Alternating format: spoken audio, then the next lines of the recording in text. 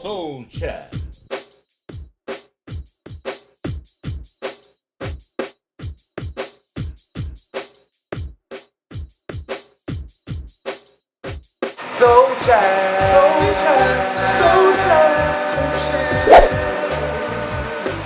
Hi, my name's Elayne Smith and you're listening to I'm a little SOULCHAT. closer in Soul Chat.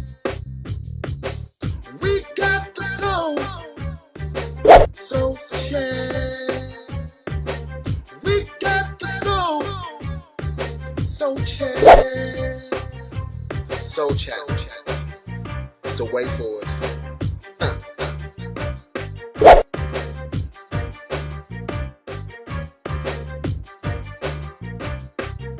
Soul chat.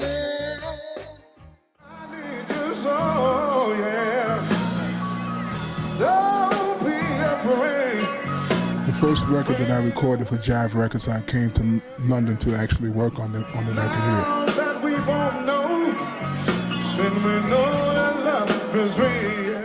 Professionally, I guess the first time I performed on stage was I had to be about 15, 16 years old because I met Reverend James Cleveland, and he produced an album on me.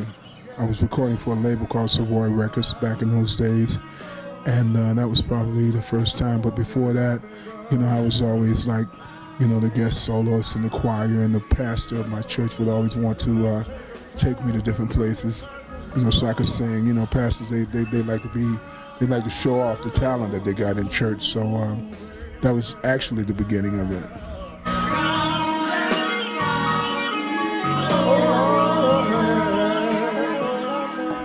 My first album was a gospel album, which, like I said before, it was with Reverend James Cleveland. He produced it, and that was back in, I believe that was back in '78.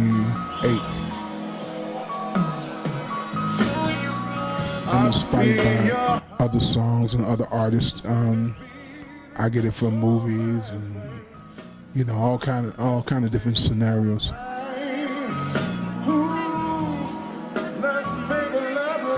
I like to write songs about,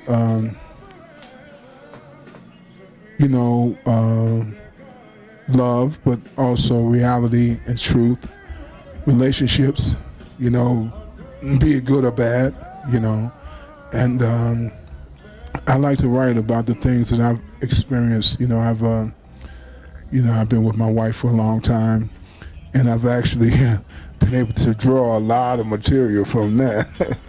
Believe it or not, So I'm inspired by many things. A lot of artists that I've always, aspired to be like them. When I was coming up, I listened to Donny Hathaway and Stevie Wonder and Gladys Knight and Aretha Franklin and Bobby Womack and so many other great people as far as gospel artists, because that's where I started. I was around, excuse me, people like the Mighty Clouds of Joy and the Five Blind Boys, Dixie Hummingbird, Shirley Caesar, those kinds of artists. I wasn't moving at all. From a production standpoint, I've always been a huge fan of Quincy Jones. As far as the new singers now, there's a lot of good talent around. I've always enjoyed listening to Chrisette Michele. She's phenomenal to me. She's an awesome singer. She might be, new somewhat to, the game, but she's very seasoned. She's very soulful. I like that. I've had 6 top 5 records, but We've Only Just Begun was the #2 record. But the thing with that is that Michael Jackson was in #1, so how do you challenge him? So as far as I'm concerned, We've Only Just Begun was a #1 record, Here I Go Again was a #1 record. Show Me was a #3 record. I've Been Searching, top 5 record. Stay was a top 5 record. Had another song called Baby Come Home, which was in the top 5. So I've been blessed. You are never never had to worry. You got me so You know, sometimes the songs that we gravitate towards are songs that a lot of people may not know. They're not necessarily the singles. They can be the B-side cuts, you know. And there's a cut that I wrote called Every Time, which it speaks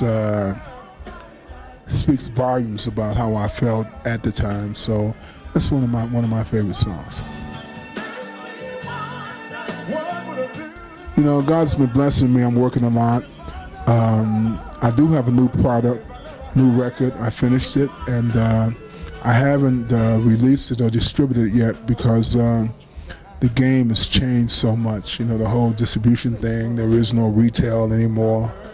You know, so it's a whole new approach, and radio is definitely different. So I'm just in the midst of trying to negotiate with some people that are going to make my my music accessible to everybody. It's not about how much money I can get up front. I've been through those days. You know, back in the day, it was all about how much advance money you were going to get. That doesn't matter now. It's about who's going to be dedicated to making your record happen. So I'm trying to shop around and see who that might be. You know I got help. Better take care of business, cause you might not ever find another who will treat you the way that she did. So long.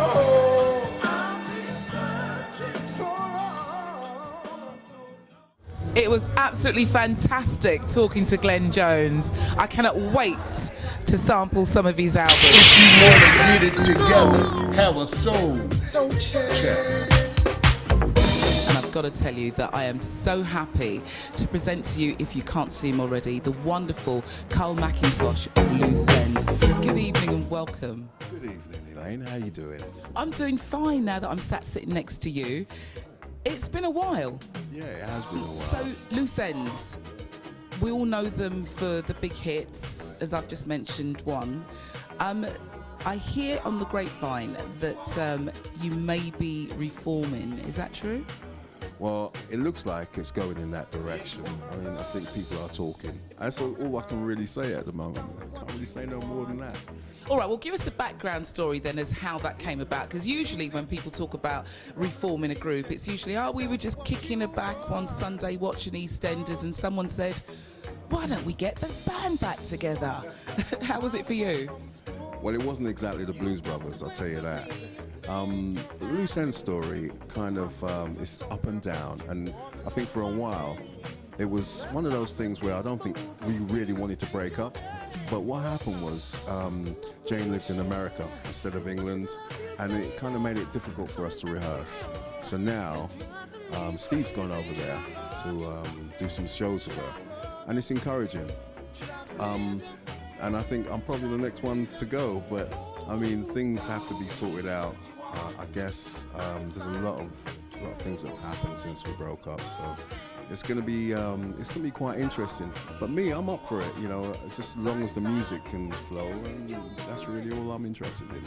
Well, we really wait for you to come back with, like, bated breath, I should say. So when you say come back, are you talking about Jane, Eugene, and also Steve? Well, hopefully Steve will be involved. When I asked Steve to do some shows this year, but he turned me down. He said he was teaching. But I see now that he's with Jane, so yeah, he's back. Yeah, he's back. So hopefully he's back for me as well. Well, do you know, I don't want to sound biased or anything, but, you know, yes, we have had some great tunes released and stuff, and I don't want to sound that old, but it's the old cliche that they don't make music like they used to. And for you to be able to go away for so long and then re-enter without effortlessly, I mean, how are you feeling about that? Are you feeling like you've got a competition out there? Do you feel like you still have an audience? What do you really feel that Loose Ends is going to do this time round? Well, it's going to be hard because I don't really think that the music business is in a good shape at the moment. And I think, mainly I think as a consumer, I think a lot of people download from each other, and it's easily done. You need to start buying music again. That's what's going to keep soul music going. Hear, hear. Now, I was watching Jimi Hendrix, the story, during the course of the week, yeah. And I'm looking at you with your guitar, and during the Jimi Hendrix story, it was being told that he never went anywhere without his guitar. How about you? Yeah, I'm similar. I got Fender Rhodes in the trunk that I drive everywhere with it. Just in case, you never know. You might turn up somewhere and they need a keyboard player, or they need, you know, someone to hash out a few chords, and that's me. And if not, it'll be the guitar. Oh, I love a man with a. Anyway.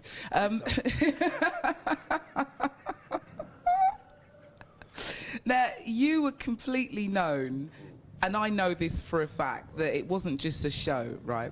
For that dance you used to do, right? That one-footed dance. Yeah. Will you be coming back with a similar dance? And at the same time, in answering that, tell me about the sound that we can expect from you as well.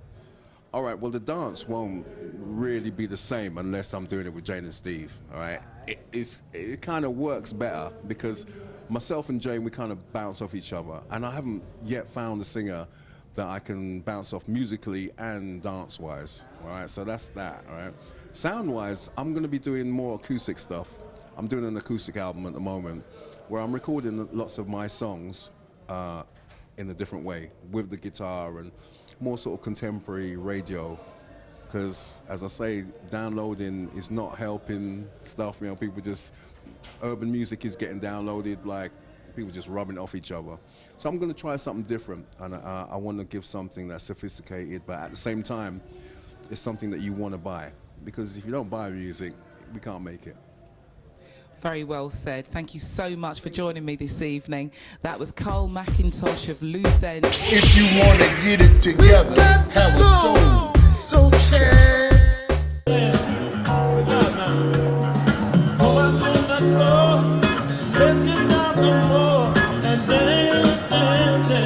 Come on now. Yes. Everybody put your hand together. See if we get a groove going. Let me know you checking me out.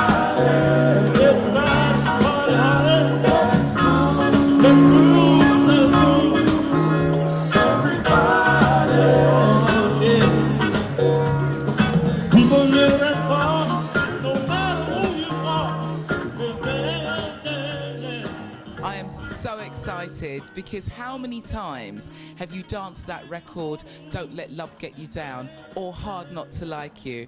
Well, after all these years, we get to meet him in the flesh. Well, you don't, I do. I shall do my best to make sure that we get as much out of him as possible.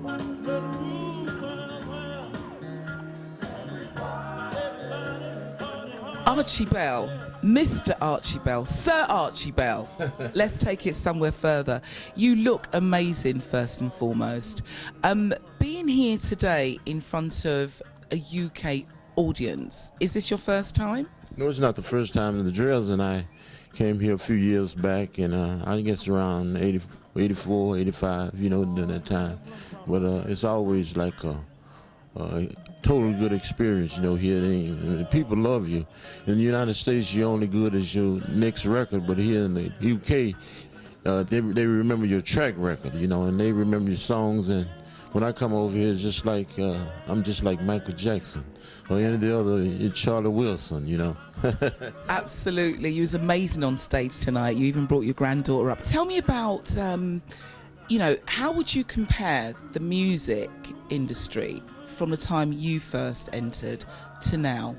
Well, when the computer came along, you know, there's a lot of good music still out there, but most of it is like repetitious and, you know, don't have any meaning or soul to it.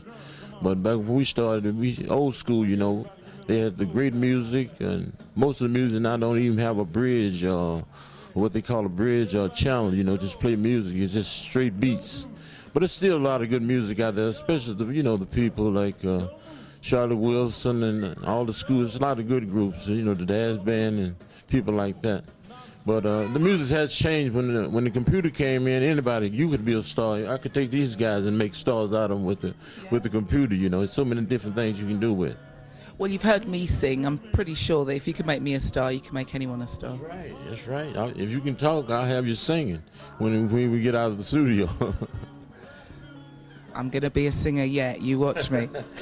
All right. So, I mean, you must have travelled extensively in your career. Where has been your favourite places? Well, I think my favorite place was Africa, Brazil, places like that, Africa, Brazil, and all over Europe, anywhere in Europe, the United Kingdom. I was stationed in Germany in the military in 1967, and I stayed there for 2 years. I got out of the military in Kaiserslautern, Germany in 1969, April of 69. I always remember that. But I've been to all the major countries in the world, even behind the Iron Curtain. I've been to Japan and all over Australia, love it, and when you go there, the people greet you with such warm enthusiasm, you can't help. It's hard not to like it. We love it. I mean, you guys are probably one of the first original boy bands, if I can call you that, and the boy bands now that are up there, bless their heart, they're doing what they think they should be doing. I suppose they're appealing to their audience. But if you could get your hands on one of these boy bands, what would you say to them? I mean, to give them some tips then in terms of what it means to be a real boy band. Well, the first thing you do is you have to be clean. You have to be dressed. If you look good and you perform good, you're like 100%. But even the guys that are not so good, if they clean, the ladies say, well, he didn't do a good show, but he was so clean, I loved it, But I would tell them to dress up a little bit and, instead of wearing T-shirts, and they was dressed for the occasion. Because show business is 50% dressed, how you look. You have to look like a star to be a star.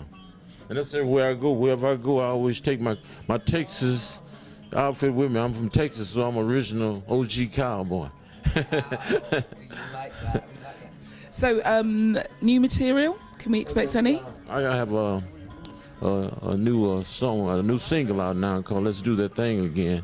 I gave Cleveland a copy of it and everything, but I'm working on a new CD. It should be out by sometime around the first of the year and everything, but it'll be basically the same dance party music. I have some great ballads, which I didn't do any ballads here tonight, but I recorded with Gambling Huff, Philadelphia, and McFadden and Whitehead did Hard Not to Like You and Don't Let Love Get You Down. That was one of their biggest hits that they produced on me.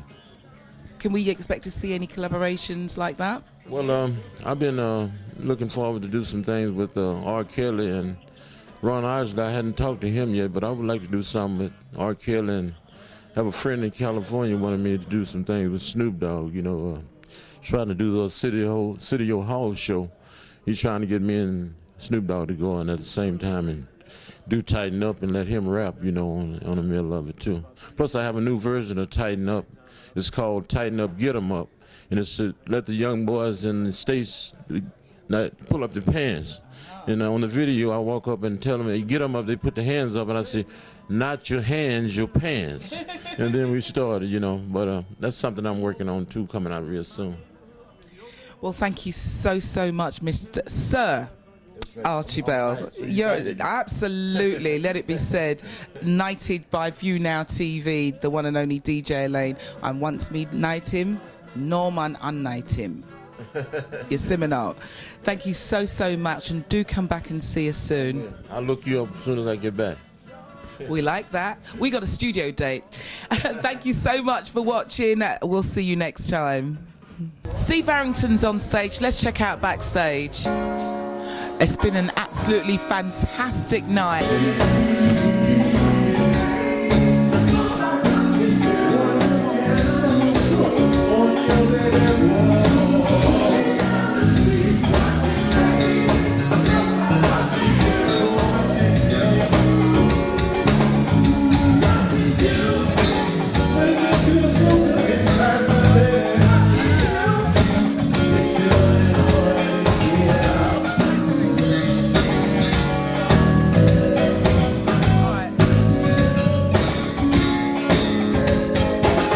It's absolutely incredible how much his voice just sounds just like the record. He's absolutely my goodness.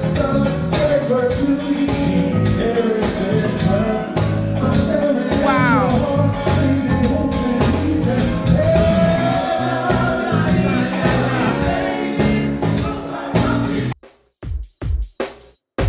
If you wanna get it together, have a soul chat.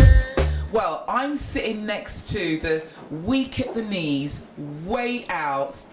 Oh, Mr. Steve Arrington. Thank you so much for gracing Britain with your presence. Oh, it was a blessing to be back in London, a blessing. I mean, what's it like for you artists back in your hometown? Because when you go home and you relay how excited we are to see you, I mean, how do you paint that picture? Well, in my hometown, because funk is so big, the Lakeside comes from Dayton, Ohio. Ohio players come from Dayton, Ohio. Heatwave comes, well, part of Heatwave is from Dayton, Ohio, and part of Heatwave is from London.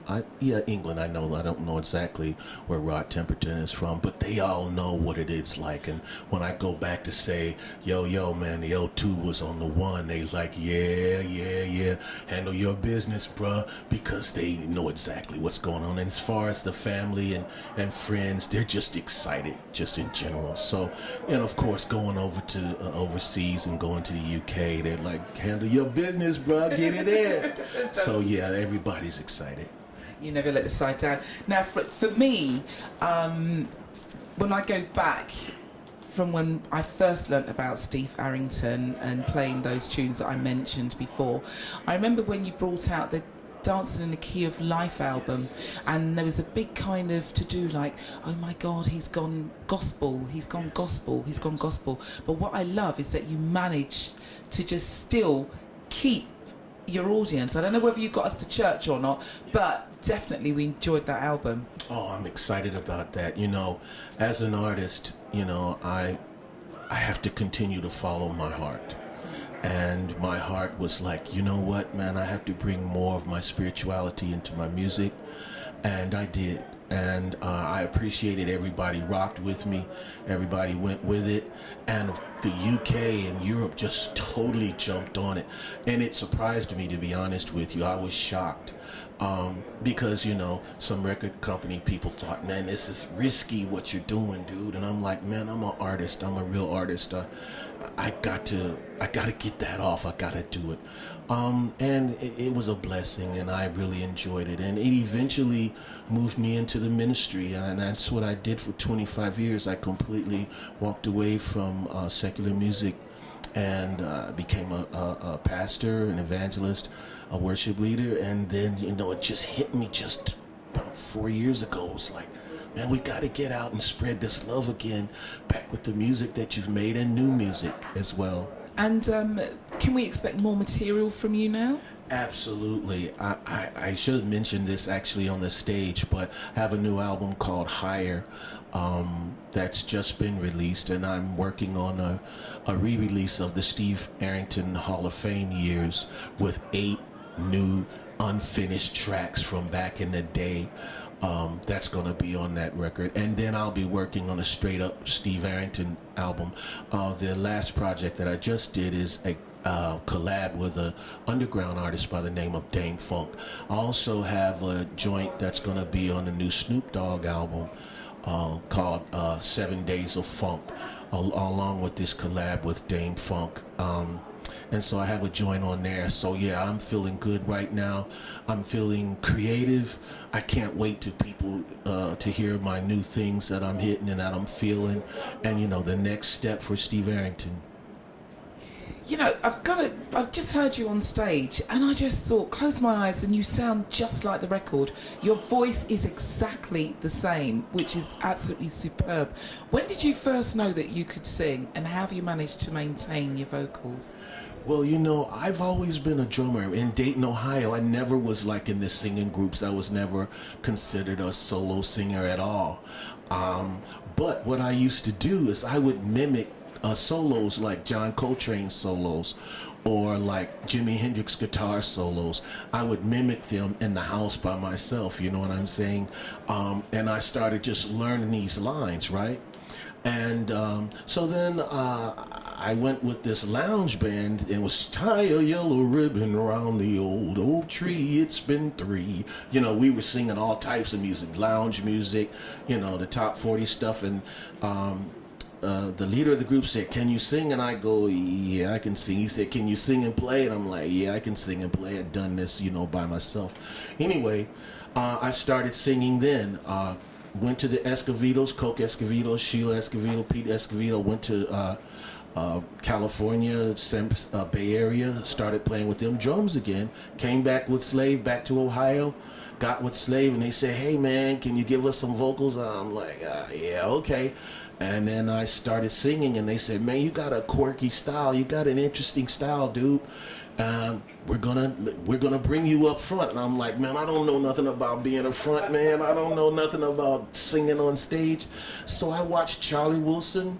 I watched Larry Dotson from I'm sorry, I can't think of the name right now. But I watched other frontmen. I didn't know what to do, and I mimicked them at first. And then I realized that I had something unique. And then just the Lord preserved my voice. I can't explain why I still sound the way I do. It's just the Lord blessed me and gave me that. And, you know, I've been living in a way where I haven't just run my voice down. I guess it's the only way I can explain that. I know I appreciate being able to do it again. We do everything in the same keys. And, you know, it's just a blessing. I'm on that stage and I'm going, I can't believe I'm doing this again. I'm 57 years old and you know, I'm out here doing it again. So it's like it just happened for me. I'm so overjoyed. It's such a blessing to be back in London and just let people hear my heart, you know what I'm saying? That's beautiful. I mean, you've been in the business for a very, very long time. Do you have any children? Yes, I have 4 children, 2 girls and 2 boys. And would you encourage them to take a career in the music industry? Absolutely. They seem to be into different things, though. Sports, computer, and one is into astrology. And you know, that sort of thing. So they're not exactly into music, but you know, when they were coming up, they tried their hand out and wanted to be interested in it. But you know, they seem to be into other things, and so I say I don't try to force it on them. But you know, it's still open if they want to. One last question: do you think you're going to write a book? Absolutely. You know, I've been asked that quite a bit lately. You know, 25 years gone, I had to find out if I still had it. I hit the stage and I'm like, can I still do it? You know, it's been a wonderful awakening for me to still see my gift at a level that I'm saying, you know, I can still do this. Again, you know, my creativity, you know, can I still write and bring that ooh-wee, that's what I call it, you know. And, you know, I get on this stage and I'm like, I still can do this. I'm where I belong. So I'm going to be doing this till God takes me home. I hope to be like B.B. King and Buddy Guys. They are my heroes because, you know, they're doing it into their 70s and 80s. That's what I'd like to do as well. Well, I tell you what, if love can keep you going, you've got a lot of love from us here in the UK. If you want to get it together, have a soul chat. Well, I hope you've enjoyed the very first edition of Soul Chat right here with me, Elayne Smith, otherwise known as DJ Elayne, right down here at the Indigo 2. Well, you did see Loose Ends, you saw Steve Arrington, you saw Glenn Jones. It was an absolute fantastic show. Well done, Orlando. Well, you've got to check out Reggae Chat with Daddy Ernie right here on ViewNow TV because you're going to enjoy it just as much. From me, Elayne Smith, peace out, and I'll catch you next time. We got the soul chat. We got the soul chat. We got the soul chat. We got the soul chat. Soul chat. It's the way forward.